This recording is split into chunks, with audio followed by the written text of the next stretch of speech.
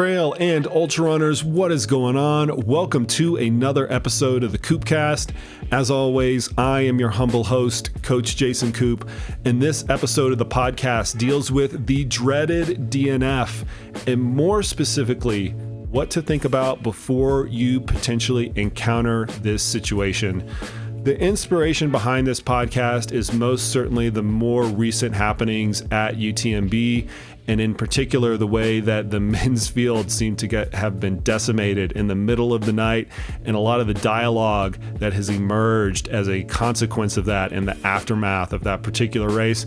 But really what we wanted to do as coaches is bring together our collective experiences, both from a coaching lens as well as participants and athletes in these races, to hopefully armor up all of the athletes and the coaches that are listening to this with some sort of framework to think about in advance of having to potentially encounter this situation where you have to look yourself in the mirror and say, do I want to continue this, or do I want to stop my race here? I will say in advance that we don't have perfect answers. And a lot of times we like to kind of pass judgment on people who drop out of races for whatever reason. And that's certainly not the intent of this podcast. Everybody's going to have their own value system and their own framework of which to draw from whenever they are faced with potentially not finishing something that they actually started. So regardless of your perspective here, I hope you guys listen with an open heart and an open mind, because we do try to bring to the table all of the various aspects of why this actually might occur, and then hopefully provide a little bit of a framework for each individual that's listening to this to draw from whenever they potentially might be faced with that situation. All right, folks, with that out of the way, I'm getting right out of the way. Here's a conversation with two of our crack coaches, our most experienced coaches on our roster, Coach AJW and Coach Neal, all about this dreaded decision on to DNF or to not DNF. We can get into it now since we're already talking about it. Let me try to set the table here. So what I want to try to do is create a little bit of a dialogue for people to help them process this decision-making process before they actually get to the time where they have to make it. Mm-hmm. And we're going to kind of like use this lens of experience that we just talked about just off air, talking about Run Rabbit Run happened this weekend, and it had what, a 50% DNF rate or a 50% finish rate, depending on how you want to put it, AJW? Yeah, in the hares division, I think which is the faster, the self-selected faster field was about 50%. The tortoise division, I think, had a little bit more, maybe 60%. Yeah. So anyway, we've got that. We've got Leadville, the Leadville Trail 100, which notoriously has a poor finish rate, right? Hovering right around in between 50 and 60% every year. Yep. We just went through UTMB, and for whatever reason, it's kind of sad for me to say right now, is the kind of becoming a little bit of the norm, where especially the elite fields get really decimated overnight and end up dropping out kind of early. A lot of them end up dropping out early in the race, or earlier in the race than you would think intellectually if you were to try to like process this in advance. They drop out at Courmayeur at 80K. They might drop out at Champex-Lac, which is a little bit later in the race, but certainly not they're certainly not getting cut off, right? These are DNFs by some sort of choice in many cases. And what I want to try to do is use our collective experience, both athletically, but more from a coaching perspective, to kind of walk through how people process this and how they can, I'm not going to say make the right decision, because who's to say what's like right or wrong in every single scenario, but at least have some sort of basis to intellectualize beforehand what a better decision might be. Maybe that's the best way to put it, what a better decision actually might be. Because the most tragic ones of all of these, which we'll probably talk about in a little bit, is the DNF that people regret afterwards. And I've had those personally. I've had athletes that have had those. I've had those as a runner, as a participant, as an athlete.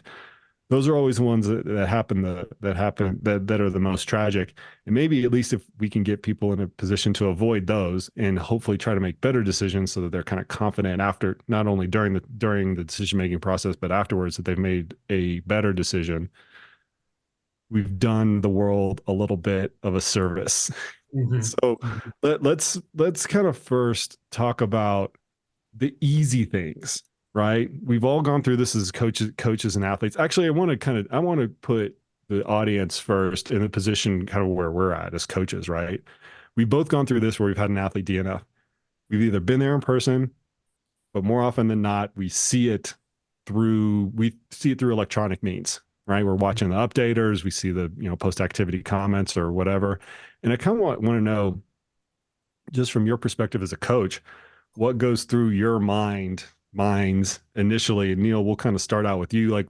How does that actually, what's the first thing that kind of like hits you, and what are your first like steps in this whole process with an athlete? With an athlete is immediately contacting them as soon as I can and asking them, how are they? How are you doing? And not just coming from that, performance perspective, but that person perspective. Who is this person's hurting right now? There's an emotional component to this that I really get in touch with. I've experienced more DNFs than I like to count, but I like to look at it as, when I think of DNFs, I think there is no wrong choice, because that is the choice in the moment. That is the choice that they made right then and there. And that is, and yeah, there's always going to be a regret, but I want to know how they're doing. I want to know how emotionally they're doing. We could dig into it and process it right, later on. But I want to hear from them, their perspective, what was going on, what was happening inside for them, that they came to that decision. Or, for a lot of folks that I run into, haven't seen a lot of just, hey, I'm just going to drop. It's usually there is some really, really good reason, a medical reason. I had a friend who dropped at Run Rabbit, and he couldn't see out of one of his eyes, and the medical staff pulled him because he kept on tripping and falling. I think about, people who have some medical issue that goes on, and there's nothing we can control there. We can't control it. We can look back and maybe kind of fix some things or prepare them a little bit better. But yeah, the first thing is I want to know how they're doing. You just want to give them a big hug. I want to give them, I do, and that's who I am. And I think that's how we should, be able to support them, because I think along with this, and I'll talk a little bit about this, is I think there can be a component of shame, which is that self-doubt that comes in, and also that guilt of like, I should have stuck to my plan, or I should have done this. And I want to be able to support them through that and help them make those decisions a little differently the next time around. Is how could we move more in alignment with who we want to be and how we want to show up. AJW, we'll kick it over to you. I'm a little bit on the other side of the boat than Neal, only in this is why I had both of you on at the same time, because I knew we were going to get some compare and contrast. And Neal mentioned shame, and I've learned actually, and a lot like a lot of the answers to our questions over the years, Koop, it depends. But in this case, it depends on the athlete. If assuming I know the athlete pretty well by this point, which I hope I do, whether or not I immediately reach out or wait for them to come to me.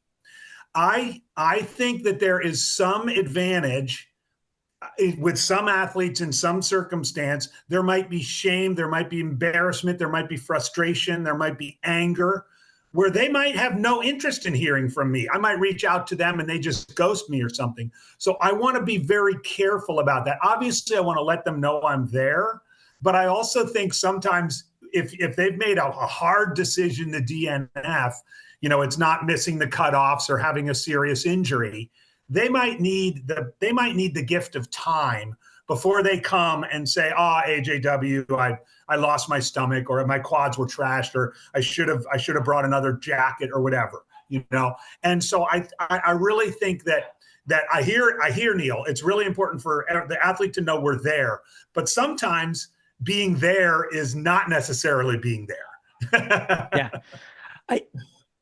I agree and disagree. Could I throw something out there for you? Because there's three ways people approach when they're experiencing shame. And I'm not saying that everyone experiences that. I'm saying that a lot of people do. But three ways they do is, one is they'll avoid you. Two is they'll come to you and they'll want more, and then the other thing is they're going to point fingers and pick at you, and not, take, responsibility for their own stuff that's going on inside. And so it's three ways. And one of the ways to kind of neutralize that is simply just that empathy. And just even if they do need time, checking in just a moment, hey, phone call, text, that I think helps provide that empathy to help neutralize that experience. And then, then we start giving them the tools to, deal with that. If they're open to that, they may not reach out to you for a couple of weeks. I've had that, happen where it's like, oh, where did they go? And it could be an injury, where it could be an injury where they, they don't want to, they're experiencing this inside and they don't want to talk to you. So I just wanted to kind of throw that out there, is kind of thinking about the three different ways people are experiencing that, and that for us to provide empathy and help, maybe even teach them a little bit about self-compassion, that can help wonders in this experience. And so they can get back up and go again and go, hey, I'm here with you. I'm ready to roll. So what I'm hearing from both of you as a point of commonality is that there's some titration of the intensity of the communication that you're initially providing. Neal's intensity might be, it's just I was going to say a different level, but it's really not. It's just different, right? I mean, Neal's going to go from like big bear hug, I'm going to cry with you, to text, right? That's the intent. Those are the levels of titration, so to speak, from one end to the other. Andy's going to go from, I'm going to contact you initially, to I'm not going to contact you at all. Just different range, right? Different ranges for different people. And I think that as long as we're thinking about it as coaches, as long as we're thinking about it deliberately, right, and not having some sort of one-size-fits-all solution, I think that's the best step forward. Because just like the DNF itself, responding to the DNF, there are really no right or wrong answers. There are just better or worse ones. I mean, I can tell you, I had to go through this a lot at UTMB. Not to throw anybody underneath the bus on this, but I had a lot of success and a lot of or the athletes that I worked with had a lot of success and also a lot of failure at UTMB, and you got to kind of take both sides of that coin. And so this is kind of visceral for me right now, also considering that I was like literally on the ground at this event. And my first reaction as a coach, and this might not be my first action, but my first reaction as a coach, is, what did I screw up? And I've kind of like learned that over the course of my coaching career, is that personally, I always make better decisions as a coach from a long-term perspective, is if my first gut reaction is, how can I fix this? How can I do something differently within my coaching practice to actually make the situation better so that the athlete has better tools, better resources, better training, better, psychological capacity, however you want to put it, better everything, to deal with the milieu of what you encounter during an ultra marathon. Now, what I do with the athlete after I go through that initial point of processing of what could I have done better, that more resembles both of what you had just went through. And I don't know if I can't point to like a decision-making framework that I actually have, like first A, then B, and if not B, then C, and then if not C, then D. Like I don't go through that kind of deal very deliberately, but it is very individual based on the athlete. Some of them, it's, hey, I'm going to cry with you just because that's what they need. Other ones, you need a couple days. Just like, let's just take a couple days, go, don't talk to anybody. Don't talk to me, certainly. Go hang out with your kids and your wife, or, whoever their support system is. And we can try to manage this on the back end. And there's a whole range of things in between. at least my coaching framework is where did I screw up personally? Because there's always something. There's always something that I can do better. And I think the other thing is I have this is going to be 30 seconds of a soapbox and then I'll get off of it. We have this issue in coaching where, and this is across the board, and I have been just as guilty of this as any other coach out there, where we take too much credit when things go well and not enough responsibility when they don't go well. Irrespective of they don't go well as a DNF or an underperformance or their stomach went south, right? That's a version of kind of like not going well. And I like to kind of course correct that general sentiment by intellectualizing and processing a DNF as what could I have done differently first? And then all the actions kind of flow from there. It's interesting. Coop, I have to jump in and because I've been stewing over that. What did I screw up for 2.5 months? I think most people listening to this know I'm like my race of all races is Western States. And it's always been a point of pride. And also not throwing anybody under the bus, but it's always been a point of pride for me, that when I'm coaching a Western States athlete, and for a whole host of reasons I'm not going to go into right now, I had 5 athletes in Western States this past year, and 3 of them did not finish. And it's still 2.5 months later. That's by far the poorest performance I've had as a coach. Well, AJW coached athletes have had at Western States. And I've been and I've spoken with all 3 of them and the 2 who succeeded. And it's still kind of stewing. I'm still stewing over it, frankly. So I think that is a good natural instinct for us as coaches to first say, what did I screw up? Maybe just ask the athlete, hey, what did I screw up? Yeah, no, that's a really powerful lens. I ask him for feedback. Hey, what could I have done differently here? What do you see? AJW, I experienced the same thing. With a good handful of my athletes at Leadville, and I was like, what, and it was my own. I was experiencing it in real time for myself, and then I was experiencing it for my athletes, and and that, kind of neutralizing that experience of shame too is like, bringing that self-compassion to ourselves too, but staying in that line of, hey, let's get that feedback. Let's get that feedback and dig into it so we can learn from that. There's a combination of different things that happen. But yeah, I actually tend to lean in that direction of where, what did I do? And that's just me, but that I think it's normal. I think it's, as coaches, we pride ourselves in, hey, I really want to see them succeed. Yeah. And how do we get them there? So yeah. It's always been once again, I've seen this play out in the court of public appeal many times over my almost 25-year coaching career right now.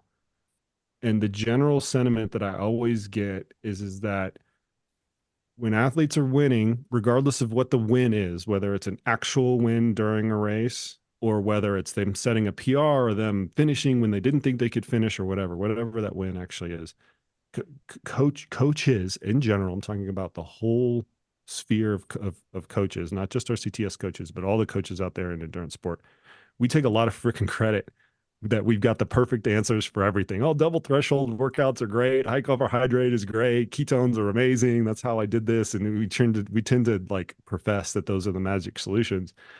But then the opposite is not true when they go wrong. And a great example of this across the board that we just saw is the compare and contrast between the elites at Western States and the elites at UTMB.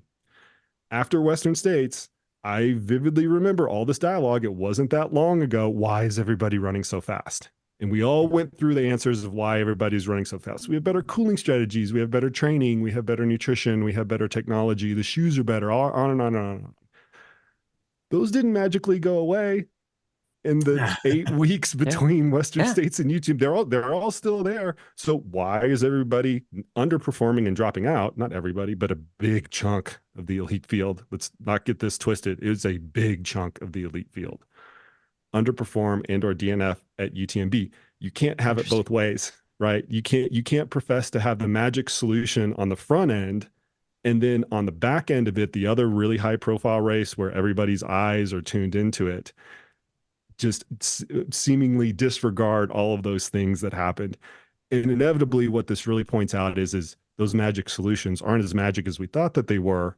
And we're still left with the same kind of problem solving nature of ultramarathon that it kind of always has existed. So anyway, let's move on to the next piece of it. Cause we're going to get Andy and myself in trouble if we keep talking about this in this context, which is fine. I want to go through kind of easy, medium, hard. So we've seen this for athletes, and I've got a great example queued up, so maybe I'll go second on this one. AJW, you can kind of go first. There's kind of an easy decision DNFs that are out there. These things are hard. Stuff happens. I do think that not that they are the easiest, like perfect decisions, but they are easier decisions than the rest of them. And I kind of want to go through those just so we can almost not have to think about it for the remainder of the conversation, right? We want to get into the meaty stuff, the stuff that is really like, should I really have done that or not? Was this a really good decision or not? So let's get rid of the easy decisions first. Like, what's the category of those, or how would you describe those in your own mind, AJW? I think right at the top of the list is going to be on the, during the race injury, right? An actual, severely sprained ankle, twisted knee, a resurgence of a surgery issue or something like that, a serious or something related to, not necessarily running related, cardiovascular, breathing. Neal mentioned losing eyesight, these kinds of things that you never really predict. And it's like, oh my gosh, I can't do this, right? So those are sort of, to me, the easy decisions are kind of that injury related. There's just something completely unexpected that came, and guess what? I'm not going to be able to keep doing this race. In most cases, in my experience, when those decisions are made, there's no regret afterwards. It's like, yep, that was my knee was flaring up the way it was before, and I just had to stop. To me, that's the easy one. Here's the thing with that, though. It's kind of oversimplistic to say like that it's a medical thing. And I know I'll give you a great example, right? And this is public, so this is why it's a great example out there. And this is stuff that I've received feedback on. So I crewed Tim Olson for the entirety of his Pacific Crest Trail, what at the time was the fastest known time. And they've made a movie about it. That's why it's very public and all these other things. He was dealing with an injury for the last third of the entire thing, and not one that was trivial. The way that it was portrayed in the movie as a showstopper is every bit authentic. It wasn't overhyped or overblown or anything like that. And kind of the framework that we came up with this, and this was directed by the athlete and reinforced by me. This was a hard position for me to be in, and I would have only put myself in this position if it were one of reinforcement, not creation. The point of view of the athlete is, unless there's a bone sticking out, you are not stopping. Mm-hmm. Yeah. And that's pretty severe. That's not something that you would say that's the right decision-making process for every single person out there. And the kind of like looking back on that, I don't have any regrets with how I handled that and how we handled that with Tim, how his whole collective team had approached that. If there were any regrets, it's people misconstruing that they should have the same value set. And there's not a good opportunity to do that within the context of a film that's actually being produced, right? We tried to do it in some of the events and when it came up in different forms of dialogue, but just to say a quote unquote medical, I guess my point with this is just to say a quote unquote medical event, you have to, oh my gosh, these gestures and Zoom, whoever's watching the YouTube version. What was that with the balloons? I don't know. I'm gonna edit this Happy out. birthday. I know I'm gonna edit this out of the podcast one, but we'll keep it in the we'll keep it in the YouTube version. My point with that is this decision-making process of a medical event could be a reason that I DNF. The severity of that medical piece of it is you can come up with so many different variations of it. I think it's hard to really encapsulate. I kind of put one caveat above them all that I think everybody should adhere to, and that is if you have somebody from medical, like a medical personnel at a race, not an aid station volunteer, with all due respect to the aid station volunteers, not your crew who's trying to play doctor at the time, but an actual medical professional whose job is to keep everybody safe. If they are telling you that you need to withdraw from the race, do it. Don't pass go. Let them make the decision. Put it in your mind that you're letting them make the decision because they're a professional and you're not. And that's in that situation. That's the one easiest of the easy that I can think of. But all the other ones related to injury, although they're still in this category of easier, not easy, is the way that I would think about it. It's easier. There's still all these grades of medical issues that make this joke all the time. Everybody's injured after an ultra marathon. So if everybody dropped out because, I mean, seriously, if everybody dropped out because of an injury, nobody would ever finish because everybody's injured to some degree. It's just a matter of how severe it is. So I think even in the easy ones, and this is to our point that these decisions are very hard, even in the easier ones, there's this kind of like grading system that everybody needs to internalize at least a little bit in order to have a good framework. So Neal, I've been talking enough. I'm going to turn it over to you on this easier decisions piece. Yeah. I mean, it comes, you mentioned it, it comes down to personal values. I mean, you think about, someone on the extreme side, like David Goggins, he's running with broken legs, and other things going on. That's his personal values. I'm not going to argue that. For me, I look at longevity in the sport. I want to be able to run when I'm 70 and 80, and okay, how do I do that? Well, I have to back off. If something cracks, snapples, or pops, that's my decision. And I totally agree with you. The medical, having a doctor, having someone and medical staff saying you can't go, you're also putting the race at risk too. Now you're putting other people at risk by, hey, if we have to come searching for you, that's a problem. So, it comes down to, there's this grade, yeah, if something cracks, snapples, pop, yeah, you probably want to stop. But ultimately it's your choice. I passed someone in Leadville a couple of years back and I was limping. I'm going up power line and I'm, just suffering and I couldn't move very fast at all. I passed someone. And my sister said, hey, you passed this guy. Oh, he has a broken ankle. This guy was going up power line with a broken ankle to finish. And that's his choice, eventually was cut off. But, I'm not here to argue it. I do think for longevity in the sport, which is something people probably want to think about, is this something that is going to prevent me from going to the next race or doing something else that I love, or, even just quality of living, am I going to be limping down the stairs the rest of my life because of this?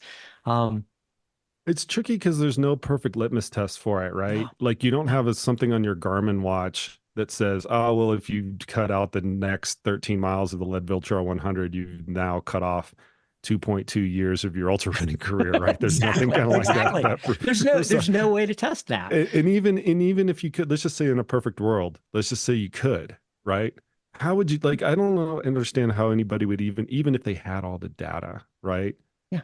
That's still hard to process. So it's like you're making a guess on top of a guess on top of a guess on top of a guess. It's all that's guessing. all you got. Yeah, it's all guessing. And that's educated guessing. And that's coming back to that. Again and again, self-compassion. I mean, you're going to make that decision. I've made that decision at Javelina once. It was a month after I had COVID, and my chest was aching, I was coughing, and I was like, this is something bad happening, and the medical didn't pull me. They said, everything's fine. I'm like, I don't know. That's the choice. let me skip forward in our outline. I think this is a good part of it. I ask you guys to come up with kind of a learning lesson from either from yourself or from an athlete, however you want to position it, from a DNF that shouldn't have been. And we're going to use kind of the example is what the lesson is learned. And I'll start on this one just to let you guys kind of like process it a little bit. I can't remember what year it was, but it was an odd numbered year, that I was doing the Hard Rock 100. And I'd previously finished Hard Rock twice in the even numbered year direction, which helped me out AJW. That's clockwise, right? Even number years are clockwise and the odd are anti-clockwise or counterclockwise. In order to be a real hard rocker, you've got to finish it in both directions, which is kind of a silly thing, but it's what everybody likes to do. And so I didn't have that finish, and I went into that year of hard rock certainly well underprepared and with some underlying health issues that hadn't been kind of like completely diagnosed yet. Yet I'm a reasonably fit person, right? I'm a 35 hour finisher, and the cutoff is 48 hours, right? So what I'm trying to set up here is I've got a lot of physical bandwidth to actually get a finish done. So I end up dropping out of that race at Cunningham, kind of late into that year. What's the mile marker on that one in those years? AJW, 90. it's like 90K or something like that. Yeah, it's anyway. And I had plenty of time. I don't remember what the timing was, but plenty of time. And although I had a host of excuses going into the race, most of which were what King Clover would call crybaby excuses, but some legitimate excuses certainly. I personally regret that DNF the most, not because of the ultimate decision. It's that I didn't give myself as much time as possible to actually get the finish done. That's the regretful part. It's not the decision of, hey, I'm gonna stop here. It's this decision of, I'm going to give myself, I could have stayed there for 8 hours, 10 hours, and just gone through an entire, like our colleague, John Fitzgerald just did it Tour de Jean. He spent 9 hours at one aid station. Sorry, Johnny, to divulge that right now. But I guess since it's publicly available information on the aid station tables, everybody could go look it up. Anyway, my point with that is not the ultimate decision to DNF. I'm kind of like comfortable with that. My personal point of regret is not going through the process of, hey, how much time do I have? Do I really want this? Can I let whatever things are ailing me, which I had multiple at the time, resolve between now and the finish, and just being more patient with the entire process. And I hope that serves as a learning lesson to people kind of on two fronts. First off, a lot of people have a lot of time to finish races. And I was in that very same situation. I probably had at least 10 hours to go 50K, probably on the order of 14 hours to go to go 50K. That's not that big of a stretch. But the second thing is you never know. Let me put it a different way. We're very bad at forecasting during events. And what I mean by that is that when things are really bad, our forecast is that they are always going to get worse. And they very rarely, if ever, always get worse. They might get worse for a temporary amount of time, but usually they resolve itself. Either you quit like I did and everything gets better, right? Or you just locomote down the trail at an easier intensity and somehow they kind of like fix themselves. And what I would like to kind of like remind people is they're going through this is it never always gets worse. You do have time to resolve things if you are not pushing the cutoffs. And sometimes if you just give yourself a little bit of space, it might not be the race that you wanted, but it's the race that you got, and you'll learn from that inevitably. So that's like my personal thing. Like I've had a DNF that I certainly regret, and I just hope some people can kind of like learn from it. Neal, we'll turn it over to you from a DNF that shouldn't have been. I don't know which one. which one? I mean, I think, even for one of my athletes, and I'm not going to even talk about which particular race it was, but it was really warm. And I think at this point he was 2/3 of the way into the race and was having some stomach issues, and they didn't get better immediately, but he had stopped and made that decision to end the race.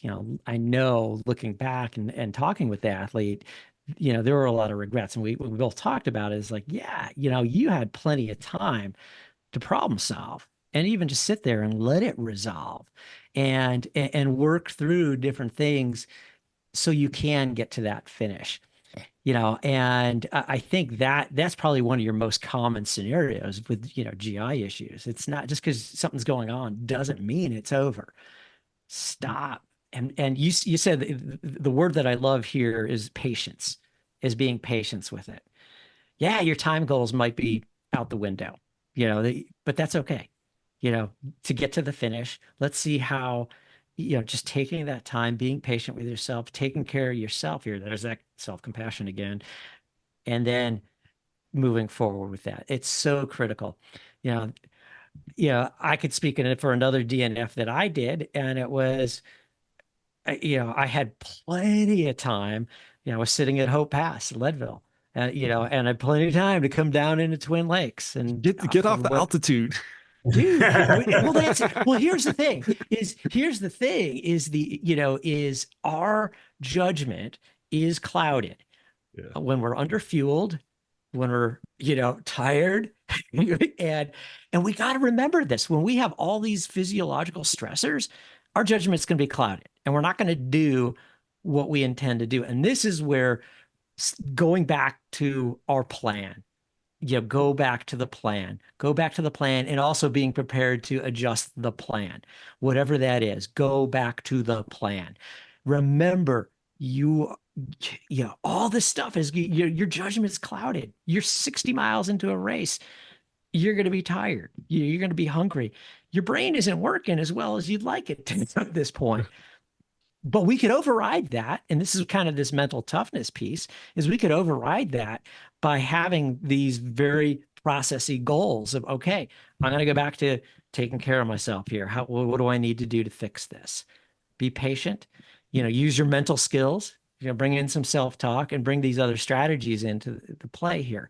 But I think you got to go into it knowing that your judgment's going to be clouded here. Do you think so? As a coach, Neal, like this is kind of where your specialty would really come through. How well do you have a fix on, do the athletes actually deliberately develop that in training versus the first time that they have to experience triaging what you just described is on Hope Pass? Yeah. Well, exactly. I think setting it up, in those scenarios in training, not necessarily, okay, run without your rain jacket or something, like don't run with any food. Don't do something like that, but, getting out there on longer and longer periods of time. At the end of a block, have a hard, long run. That's where you're going to have these situations come up. And I love it. And processing it with the athletes after that. Well, how did that go? What worked for you? The earlier on we work on that stuff and they're prepared, the less likely they're going to get stuck in those scenarios. It's, yeah, I mean, that's in my opinion. But it's, a lot of it also is experiential. I think that's what it comes down to, is experiential, and the more time you're doing this, the more you're going to, oh yeah, okay. But if we could provide them with that information, it's like, hey, your mind's gonna be really clouded here. Get ready for it. A lot of the sports psychologists that I work with my elite athletes, and I've described this in a couple of other podcasts, but I do think this is really relevant here. What they'll do is they'll look at the training that I'm prescribing, and then they'll design the mental framework that they're working on kind of on top of that, or with that as like the catalyst. That's perfect. So if there's a big long training run, they have certain mental skills that they're working on during that big long training run that the long run can kind of facilitate. Or if the run is really intense, there's a different kind of set of things that they're doing, and they actually kind of list them. And this is what I like about working collaboratively with a team and having training peak, having kind of like all eyes on training peak, so to speak, is that they actually put those things in training peaks as essentially as workouts, right? I mean, that's the analog to it, or as tasks to do. And it gives this more consistent reinforcement point that the sports psych person doesn't have to solely rely upon themselves to actually be that only point of reinforcement. I can be the point of Love that. reinforcement. Training Peaks itself is a point of Yeah. reinforcement where they're like literally like looking at it on the calendar. Yep. Sports Psych is, and kind of their whole team is on the same page. And to my point earlier, what I was trying to facilitate is if it's your first time, having to encounter deploying some of these skills during a race, that's a hard environment to actually get it right on. Yeah. And that's where practicing, I mean, I love that collaborative environment, to be able to work in that collaborative environment, because now, so let's say someone's coming to me individually for mental performance work, that's great. But if I'm not putting, if they're not practicing it, yeah, you can't do it on an island. It's not as effective if you're doing it on an island. Like it's not as effective. Working with a team it could be huge. Yeah, here's the thing, man. This is gonna go off the rails really quickly, but that's fine. I do find that with sports psych, we can spend just a couple minutes on this, and we'll turn it over to AJW. With sports psych in particular, in the teams that I've worked with, I find that it's the one that has the most resistance to opening up to the rest of the team. And Yep. You're kind of like nodding like that. That makes sense. The only way that I can intellectualize that or rationalize that is it's the one that's the most vulnerable for people, or where they have to be the most vulnerable, and opening that up to the other members of the team, the head coach, which would be me in my case, right? The head run coach, their nutritionist, their whoever else is kind of advising them, strength training coach and things like that. It's harder for the athletes because it does include these points of vulnerability that not everybody's that comfortable with. Yeah. That part's huge. I think also, depending on the sports psych, we're bound by all sorts of confidentiality rules, and that, and that creates some, definitely some hesitancy. However, therapists and sports psych work collaboratively in teams in healthcare all the time. And, I think with the appropriate, even just releases, just to be able to have, hey, we're going to have this generalized communication. I think that's important, especially if our goal is to get you to perform, to the best of your abilities. And so but that's a challenge, and I definitely understand that. And that's a topic of many ethics courses. So, and also athletes, not all athletes perform the best using this like open book, completely open transparency deal. And we see that just to really bring it down to a level that everybody can recognize. We see that when the elite athletes go Strava dark. That is not always just to obscure what they're doing from a competitive standpoint. In fact, that's very rarely the case that these athletes are doing this. There's a whole host of reasons that they're doing this. They don't want to be bothered. They don't want people to kind of like see where they're running and kind of like, like fangirl them and things like that.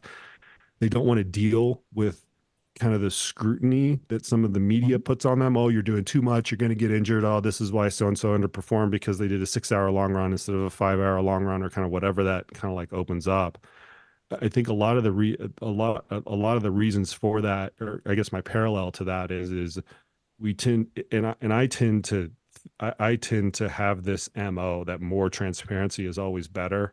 I understand that when an athlete is working with multiple people, they're not always going to, that more transparency is better theme is not the best for every single athlete. You have to kind of craft you have to kind of craft the dialogue between the team with the athlete's personality and tendencies in mind so that they react the best. And that's one of the things that I've been learning about these teams is we can't just like have the exact same blueprint for everybody on any of those levels, particularly about how we communicate and what's transparent and what's not.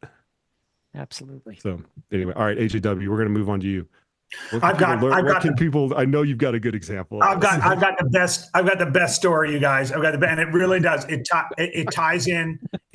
ties in Neal's comments about going back to the plan and it ties in, what you regret and what are some of the things that you need to plan ahead of time for, and if things go off the rails, to make sure that you do it. This was, and one of these days, Koop, I'd like to commission a study of all the big races in the world and where people are most likely to DNF.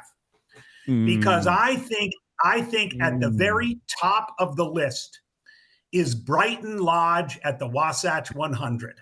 Bear with me here. Brighton Lodge at the Wasatch 100 sits at mile 75 at the base of the Brighton ski area.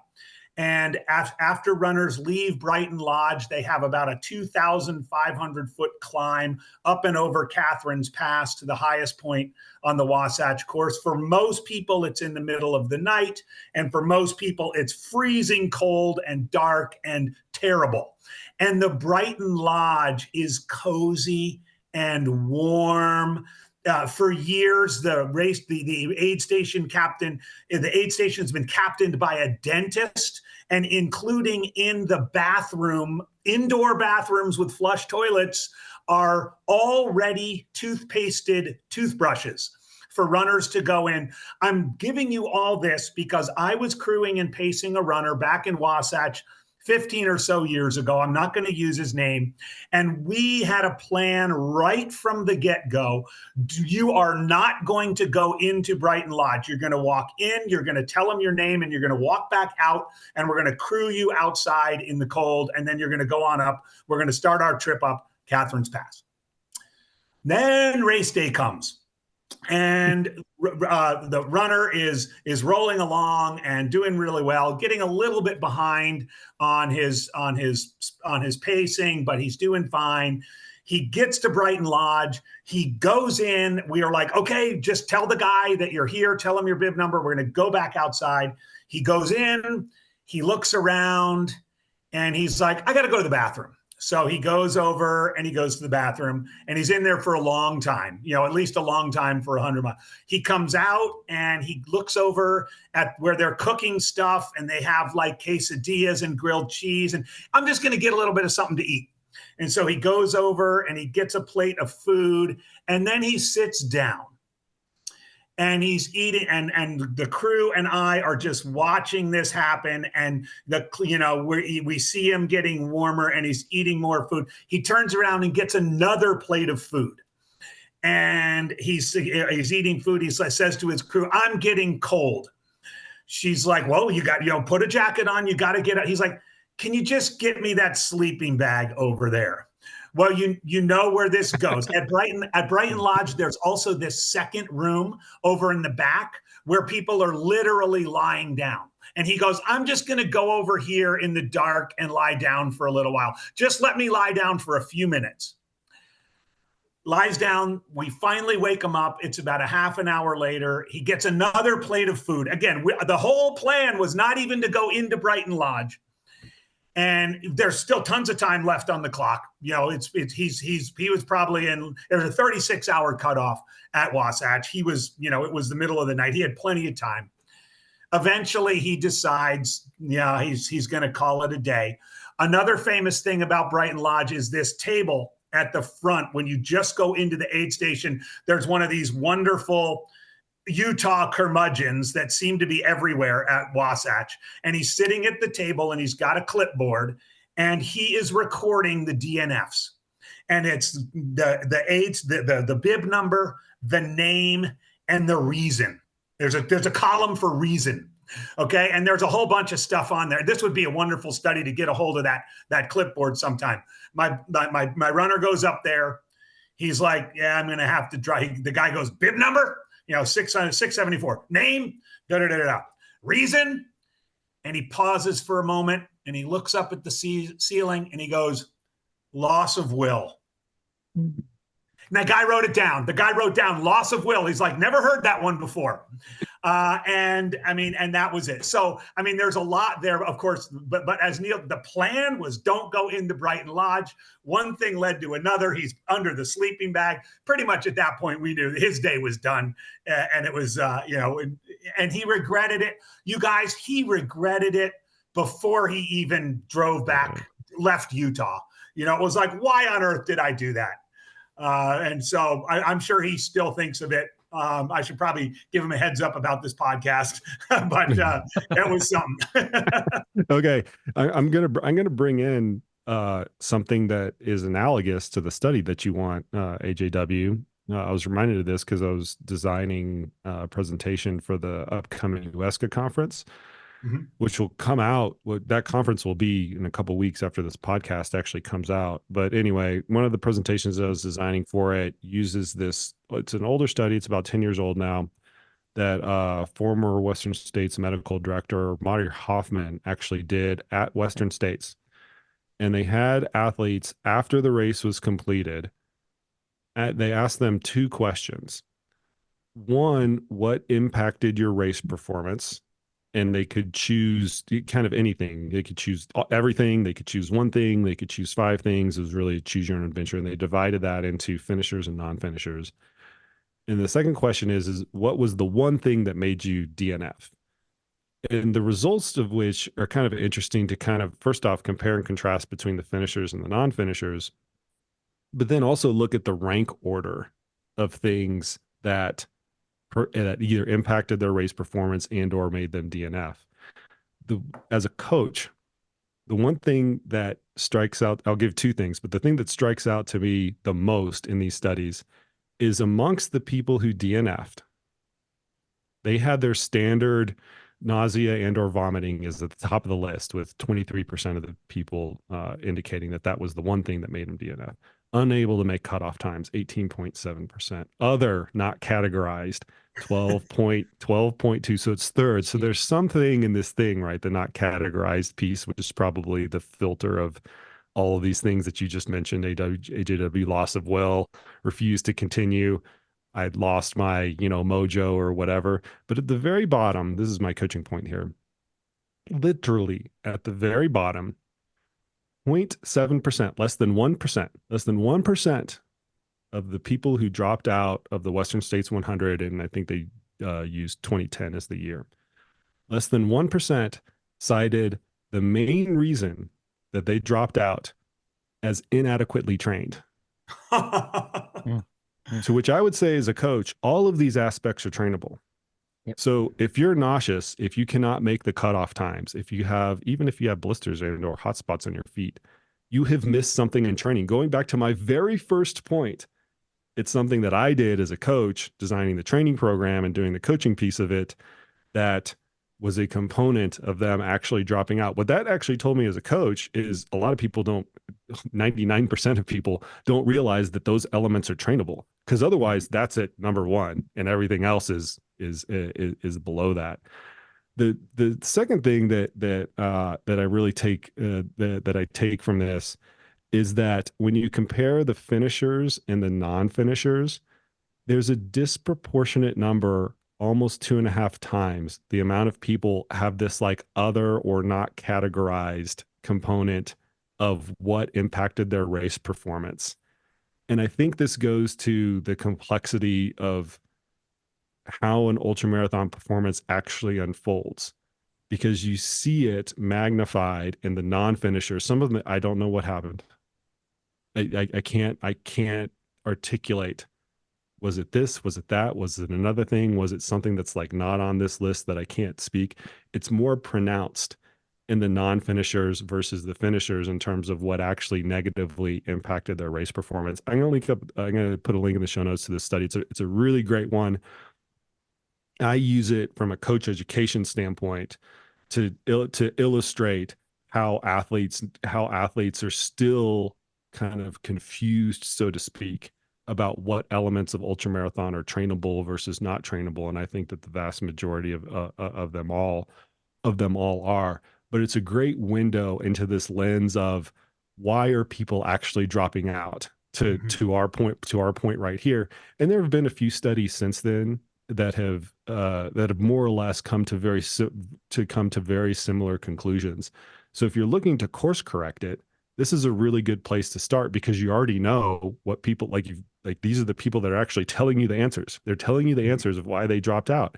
Now you have a playbook in front of you to course correct that, to preemptively course correct that before it actually happens. Okay. The one word that was coming to my mind as he was describing that is momentum, and somehow this gentleman who stopped at Wasatch is losing momentum. And I think, if I look back at my own DNFs or DNFs of athletes that I've worked with, there's momentum drop, and it's mental momentum, and it's somehow tapping into how do we continue with that momentum, that excitement that you experience in that first, when the gun goes off, how is that going to continue? It's not going to stay stable throughout the race, but how can we implement that, through training and through this race? So they know, hey, I need to keep momentum here. I can't just, oh, look at that shiny object there. And it's easy to do when you're super tired. Absolutely. Okay. So AJW, our last category is R. There are multiple categories. Yeah, exactly. What are the no-win ones?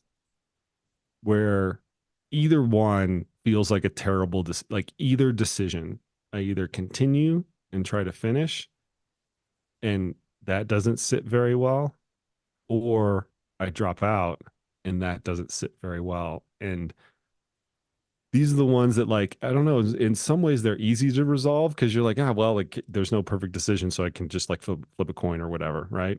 But once again, the thing that I want to go back to is not just to provide banter, to provide some sort of like some useful commentary for people to actually sit through and think with whenever they're inevitably faced with this, either as an athlete or a coach who's working with athletes.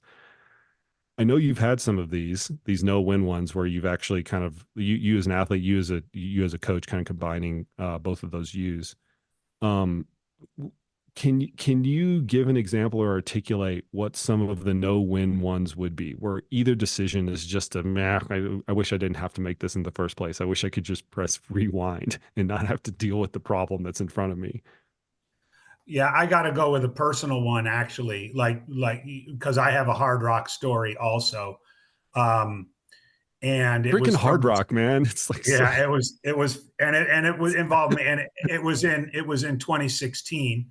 And so the second time I was doing hard rock, I had done it in 2009. So as you said earlier, I was going to become a true hard rocker, right? Because it was going the other direction.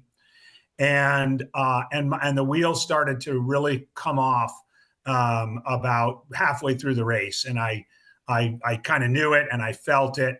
In retrospect, I was experiencing all kinds of life stress going into the event. There were life changes. My oldest son was graduating from high school. We were getting ready to move. There was a lot of stuff that impacted me going into the race that I wasn't thinking about. But one thing led to another, and I got to Cunningham at mile 90, and I was done. I was absolutely done. My whole family was there. I was about 8 hours later than they were expecting me. It was terrible. Of course, like you, I still had tons of time left on the clock, right? I had probably been going for maybe 33 hours or 34 hours. The cutoff is 48. So my crew convinced me to lay down, go to sleep, I took about a 3-hour sleep. I got back up, got all my warm clothes on, and got together and it was like, okay, we're going to do this. And, my oldest son, Carson, was the one who was sort of chosen by the family to take me to the finish because he's got the best sense of humor, and he was going to, and it was an absolutely miserable slog. If you go and look at the splits from 2016 Hard Rock, there was one person who had the slowest split for that section. And it boggles my mind to this day. It took me 6 hours to go 9 miles. 6 hours to go 9 miles. Ultimately, I did cross the finish line, 41 hours and 50 something minutes. I think for two-time hard rock finishers, I probably have the biggest delta between fastest time and slowest time because it was about 13 and a half hours difference the time I ran in 2009 versus 2016. And I didn't regret it at the moment. Like at the moment, it didn't necessarily seem like a no-win because it was like, oh, a finish is a finish, right? But it was like, you know what? I could have dropped at Cunningham and that would have been okay. And I finished in 41:50 and it's kind of okay. But, and it's done. Like I'm not going to run Hard Rock again. There's so many people who want to get in. I've done it both directions. I go that ship has sailed. But it's like, yeah, you know what? That was sort of no. I could stay here and sleep and not win, and I could and drop out, or I could finish, and it just left this taste of like, Fortunately, I've run other hundreds since then, and it's been okay. But yeah, that was a rough one. Well, because like going back to one of our earlier points, right? You don't want to do anything that like compromises your longevity, and it's hard to say if an action is going to do that in the moment, because you don't ever get the proof point on that until you get to the point of longevity, which is a decade down the line, 2 decades down the line, something that we inevitably can't really forecast. So yeah, I mean, it's like I look at things like that, and I struggle with the right advice to give people, or the right advice that I would have, like, I put myself in a coaching perspective, like what would I have told AJW at that point? Because I remember when you did that. Yeah. I'm like, what would I would have said? What would I have said if I were on his crew and I coached him for this? And I don't know if I could flip a coin and it would be just as accurate of a decision as if I gave you something and kind of like logically walk through it. So I don't know if no win, excuse me, is the right way to put that, but it's hard to come up with something that's better than the other one, right? Maybe that's that's the better like encapsulation of a decision like that. It's hard to say that this decision is better than that one, or this one has these advantages over this one, because it's just so inevitably complex. I mean, yeah. And when I look back on it, I guess I am glad I did finish, because if nothing else, now looking back on it 8 years later, it's like, at least Hard Rock is like a finished chapter in my life. Right. Yeah. I think if I had only run 90 miles, it would probably still be an unfinished chapter in my life. And that might give me some feeling of not completing something. Right. And I think we as ultra runners, even if we end up DNFing at races, how many times have you talked to an athlete? I know I have dozens of times where they've DNF'd a race and they want nothing more than to get back to that race and it's almost cliche, right? To take care of that unfinished business that they have there. That's just human nature. And frankly, those are some of the most satisfying experiences when they actually happen. Yeah. So the example that I came up with this kind of like no win, and I've got to come up with a better way to articulate this, because I don't think that having that neither choice being a quote unquote win, or either choice being a quote unquote win, or sorry, yeah, neither choice being a quote unquote win is the right way to articulate it, because there's certainly positives that come out, or wins that come about it. You just mentioned closing the chapter, but the example that I always come up with is kind of one of the things we initially alluded to, and that's how the elite field, at least in recent memory, has kind of gotten decimated at the Ultra Trail du Mont Blanc. And the reason it's hard for me to kind of come up with the best scenario, or to kind of come up with a good framework as a coach, is because I understand fundamentally what the athletes are balancing. They're balancing this very temporary, extremely difficult race performance with the theory of the longevity of their career, and the longevity either being something that they can do alternatively in the next 4 months, right, as a outcome of them dropping out, or the longevity when we look at it over a decade. Because I do believe that with most athletes, and Ludo's bucking the trend here, shout out to Ludwig Pomeray, who keeps defying logic. But I do think as an elite athlete, you only get so many shots and you only get so much time. It's not unlimited. The time that you can be at the top end of the sport, if that is your goal, to be at the top end of the sport, is finite. For some, it's more finite than others, but for everybody, it is finite. And if you can get back some of that finite nature somehow, or maximize that finite nature, I get that component of it. That's the reason to DNF, right? Or a big part of the reasons to DNF. But at the same time, not that this is the only kind of counterpoint to it, but I do think that this is a big one. At the same time, their job as elite athletes is hard. Like what you are doing, and this is what I'm using it from the elite perspective, but I'm eventually going to drill it down to what everybody can learn from this. Their job as a professional athlete is inevitably hard. It's almost to suffer. It's a consequence of it. It's going to be very, very, very difficult. Nobody else gets to quit at their job when it's hard. Not that racing is the only part of their job. I want to be very, very clear about this, but let's not get it twisted. It's a big component of most elite athletes is racing and performing, and that's inevitably difficult. It's very rare that you get to quit when my job's freaking hard. Like, sure, it's not physically hard like an ultra marathon is, but AJW, you see me like suffer at camps. And then, when we're trying to put work product out, and my colleagues will, attest to this, and we're doing different projects and things like that. Like it's exceedingly challenging and difficult. And I don't pull the ripcord or DNF when that, when that happens. And so I think that from every person's perspective, this aspect that a lot of people wrestle with, that I think it's okay to wrestle with, is this component that ultra marathons are inevitably really, really hard. And it's hard to determine when you're pulling the plug from a longevity perspective, or even from an injury perspective that we just mentioned, and know that that's the right decision when there are so many other components kind of going into it. So when I try to, even though I look at this predominantly through an elite athlete lens, I do think that there's something that like everybody can kind of like can take away from this. And it's just that everybody is trying to balance this to a certain extent. It's just their values are a little bit different. I want to comment on the hard, because I agree. Most of us can't just quit our jobs or go home early, when it's hard. But I also am reminded, Koop, and I wrote an article in iRun Far years ago about this. One of my all-time favorite sports movies is A League of Their Own, which is a baseball movie that was about a women's baseball league that was established during World War II.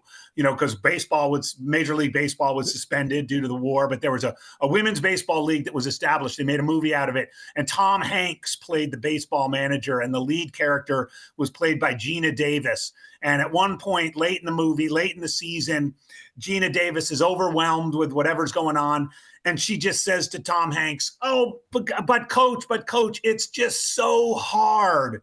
And he goes, "Hard, hard. It's the hard that makes it great."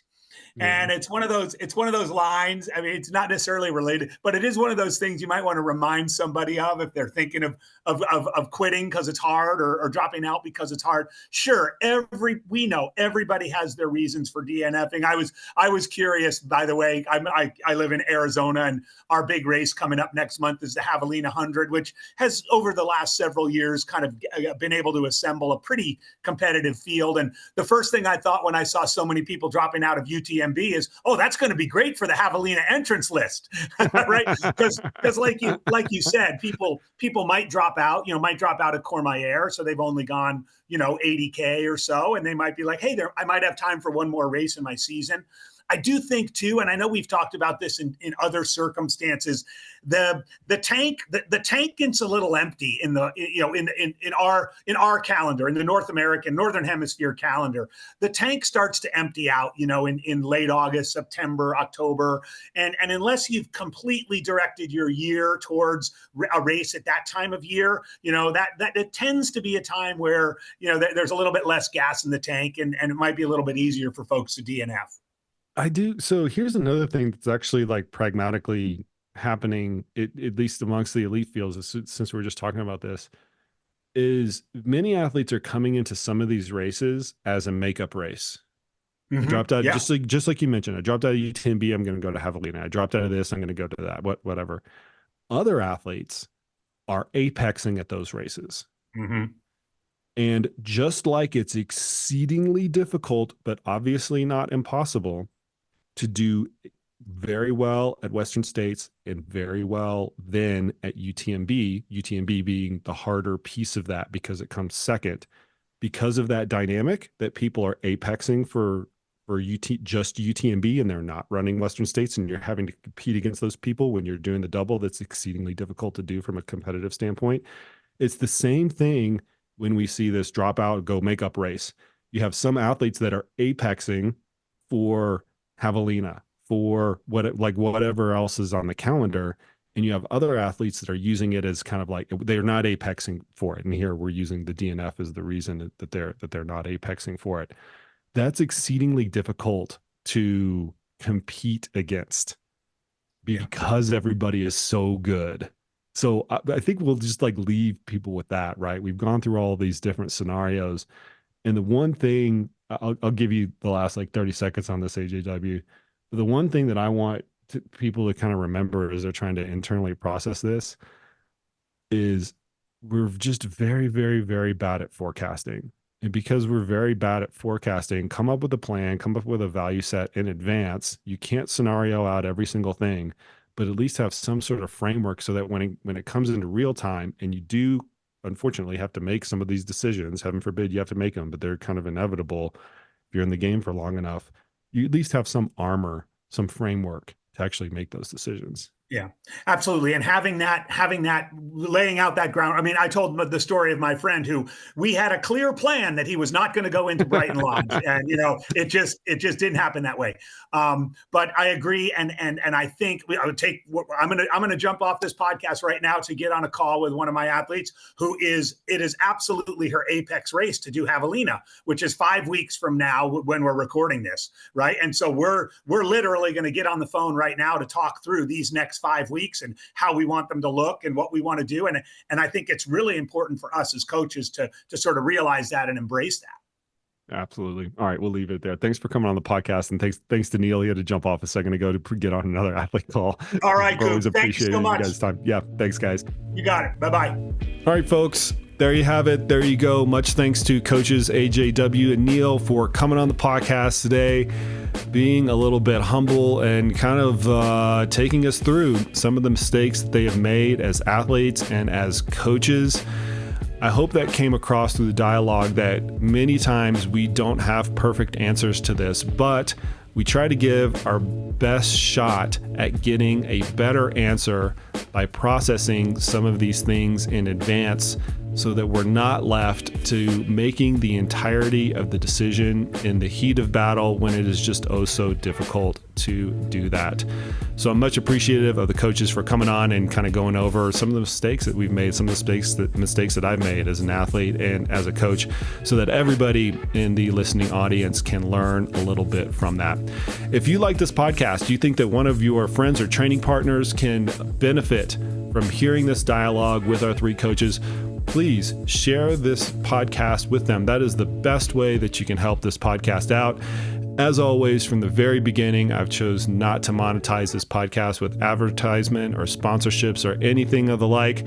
So the best way that you can help out is just to help a fellow runner out that is probably going to encounter this decision of to continue or to quit a race at some point in time in their career. Share the dialogue with them. I'm sure it will be much appreciated, and I appreciate it as the host of this podcast. All right, folks, that is it for today. And as always, we will see you out on the trails.